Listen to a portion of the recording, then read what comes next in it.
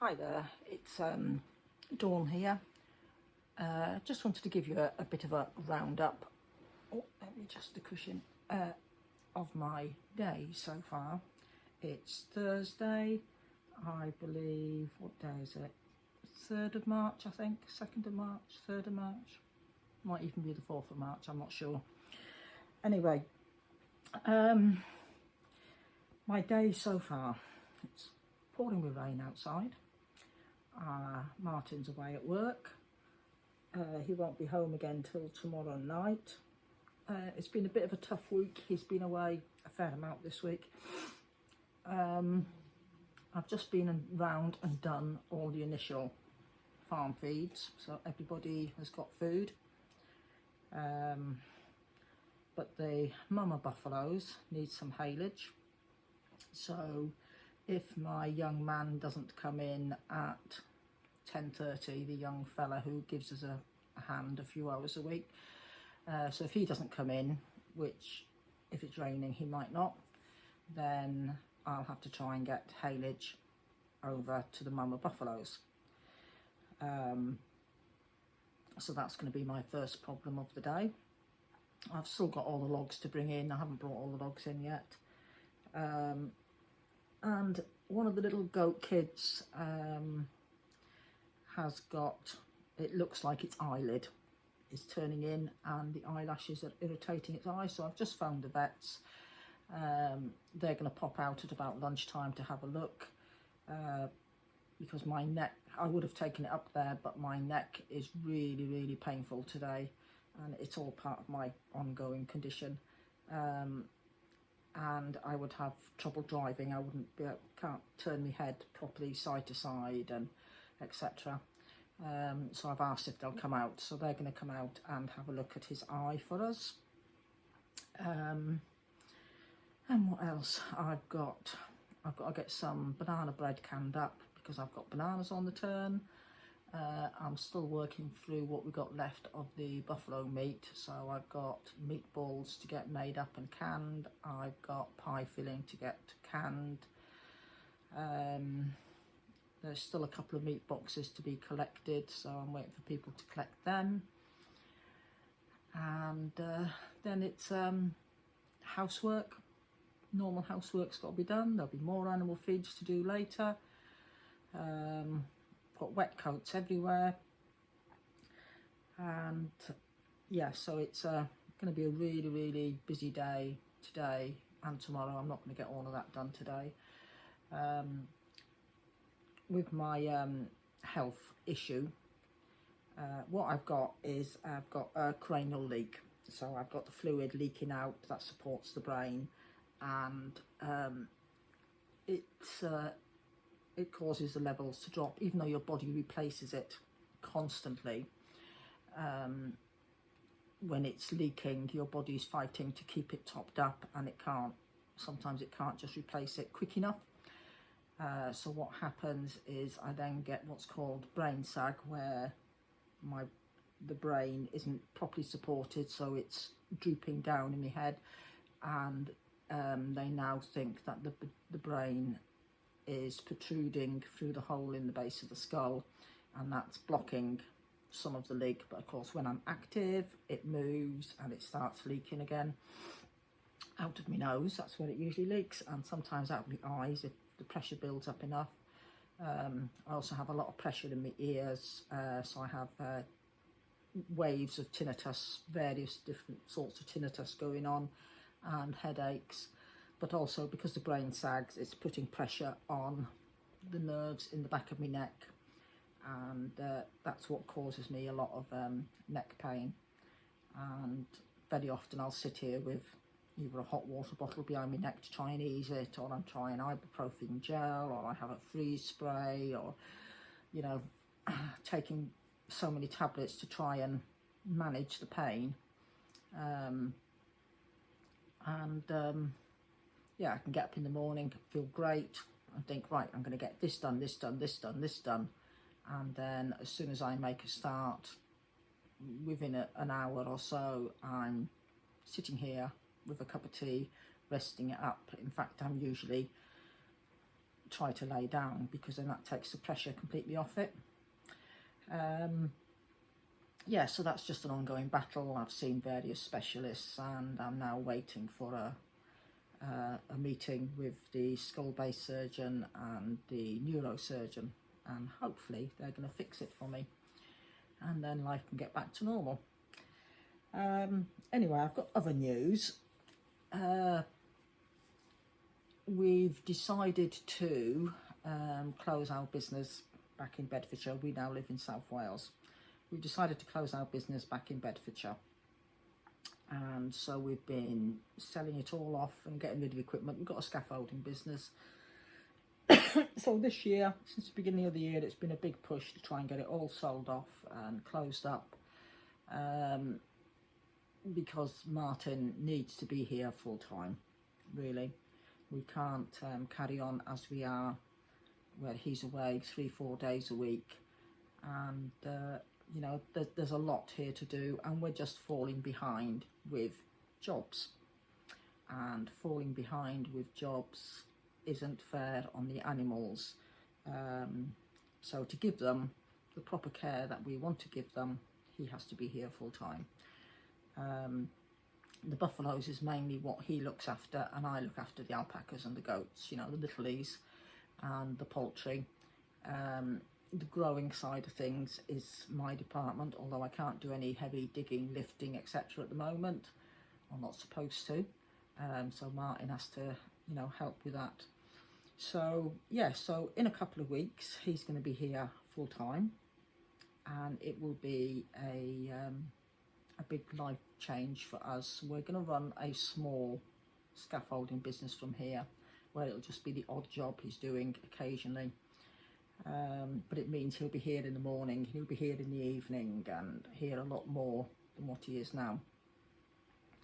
And the other thing we're doing is we are setting up a farm shop, and this will give us a way of getting out to customers what we produce here.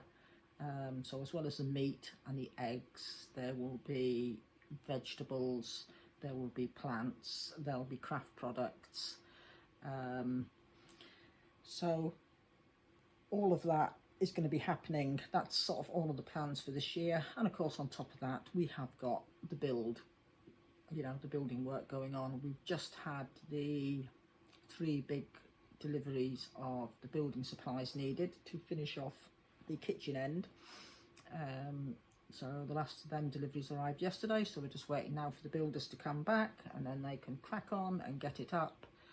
At the moment it's a bit like a swimming pool out there, which the ducks are loving. Yeah, so we've got, there's a lot going to be going on this year, and I can't do it all on my own. I'm getting older as well.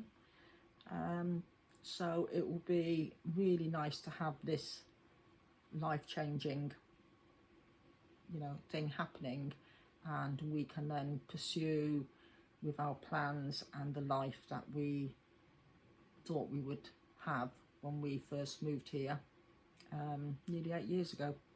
In fact, it's 8 years ago this month we came to look at this property. So yeah, we have you know, an awful lot in the planning. I'm also in the process of trying to build a website to sell craft items and embroidery designs, and it's where I can promote the workshops that I do as well, because I'm trying to get back into doing the workshops. Yes, there's a lot of work ahead of us, but with 2 of us doing the work, it makes it that bit easier. And it's been a long time coming, and I think with 2 years of COVID and various other things that have happened within the family, we lost our grandson 2 years ago in a tragic accident that really knocked us. And yeah, so having 2 years of COVID, and that was a knock-on effect with the business as well, trying to keep the business going, and stress that brought along.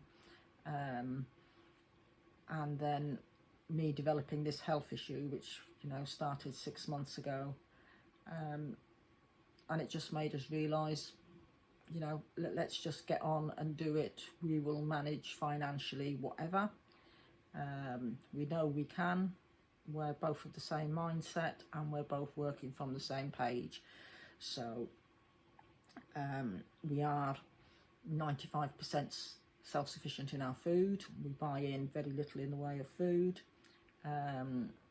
We're very conservative in our use of energy, and while we see lots of people having their energy bills going up, we've actually managed to reduce ours, and we had a notification the other day to say ours has come down.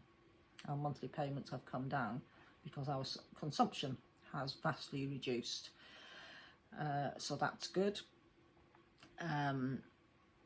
We harvest rainwater, so our water bill is very, very minimal. On the mains water, we have a septic tank, so that deals with sewage waste. We have the Rayburn, which burns logs, which heats our water, which heats the radiators upstairs, and we use it for cooking on.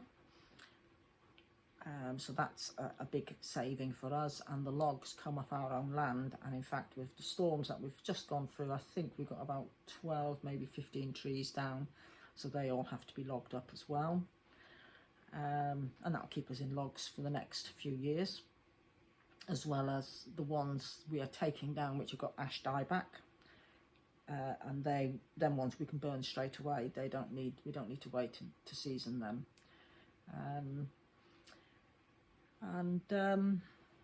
Yeah, so our needs are minimal, and we appreciate we're in a very, very lucky position compared to a lot of people out there. And of course, with all this happening with Russia and Ukraine, you know, there's a lot of unsettlement there and worries, and personally I'm not worried about it. It's upsetting, it's unnecessary, there's nothing I can physically do about it, but I'm not going to get myself worked up, anxious, worried, stressed over it, because that's not going to serve a purpose at all. So, and I know Martin is in the same position. We know fuel costs are rising, energy costs are rising, food costs are rising. The biggest hit for us might be with this, that's what's happening over in Ukraine, would be animal feeds will go up in price, so we have to see what we can do there to try and reduce our needs on the commercially produced feed. Yeah, so there's and we have some plans in that area as well, so to sort of try and help take the pressure off a bit. And our biggest consumers, of course, of animal feed are the water buffalo, and we are moving on the breeding side of the herd. We're not going to be breeding anymore, so the breeding females we've got and our breeding bull are going to be moved on, and we're just going to look at the meat rearing side. So that will vastly reduce our animal feed consumption, not having all them the big ones there to deal with. And we're lucky we can get we do have the grazing for them to go out. They'll be going out from the beginning of April. They're shut in at the moment for winter, and then come winter we do get in the big round haylage bales from a local farmer. So, you know, when we can, if we need to, really cut back on the hard food that we give them. The hard food is mainly to keep them, especially the females, to keep, because they're pregnant this time of year, to keep them in top condition. We don't want their condition to drop while they're carrying. Yeah, so it's The meat side of it, of course, we don't want them to drop condition, of course, over winter, but we can feed them on just haylage and crushed barley, rolled oats, and we can also feed them on fodder beet, sugar beet, root vegetables, etc., so they can have access to all of that, which will help keep their condition up. Yeah, so the commercial feed as such, that at the moment we buy in for ease rather than anything else, we could actually do away with, and it would be the same with the goats if need be. And I've been looking into alternative ways of feeding the chickens and that, so again we're not dependent on the commercial feed. Yeah, so there is ways around everything, but it all takes time, it all takes energy, and it takes more than just me on my own. So that's basically what's going to be happening a lot on Stickle Tarn over the next, I'm going to say 10 months, because we hope, well, it'll be sort of 9 months now, we hope by the end of the year to have most of this in place. We definitely hope to have the farm shop up and running, and as I said, the business is in the process of being closed down, and I'm really looking forward to having Martin here with me full time, and just being able to spend time together, you know, have the occasional day out, which we haven't been able to do for a long time. Because when he is here, he usually gets home late on a Friday night, quite late, it's usually about 11 o'clock or so. So he's here Saturday, Sunday, Monday, Tuesday, and then he leaves again Wednesday morning, which doesn't seem too bad. You know, he's here most of the week. Some weeks he has to go back on Tuesday instead, or some days, some weeks he doesn't manage to get home till Saturday or Sunday. But when he is here, his time is spent going out and fetching animal feed, fetching fodder beet for the buffalo, getting the haylage up to the haylage rings, and cleaning out the buffalo. So all of that is sort of taking up time, and before we know it, it's time for him to go back again, and we're not managing to move forward with things that we need to move forward with. You know, we need to get hedges planted, we need to get fences repaired, you know, that there's all sorts of things like that we need to, you know, get done. And yeah, and we could get in teams of people to do it, but then that is just going to eat into all the savings we've got. So we do have to just work conservatively.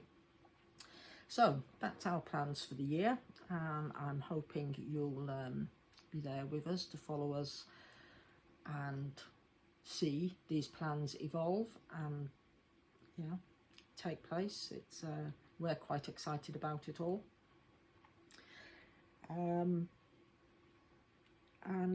Yeah, so I just need a bit of sunshine now. I need the rain to stop, because I really need to get out there and get things done, and doing it in the wet and the mud. If you could see my trousers, they're caked in mud from this morning.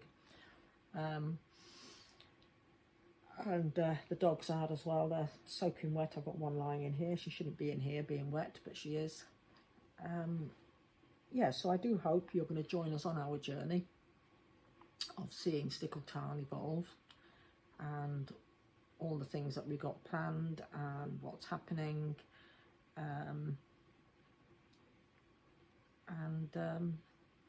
yeah, and hopefully my health issues will get sorted really soon. I know if they do operate, I do know it's going to be quite a lengthy recovery period, and it's going to be a recovery period of really taking it easy, and otherwise it's just going to undo the work that they've done. So that one's going to be a hard one as well, and Martin will have to be here for that. I wouldn't be able to cope feeding animals or nothing when that happens. So yeah, here's to the journey ahead of us, and take care everybody out there, and I'll be back with you again soon.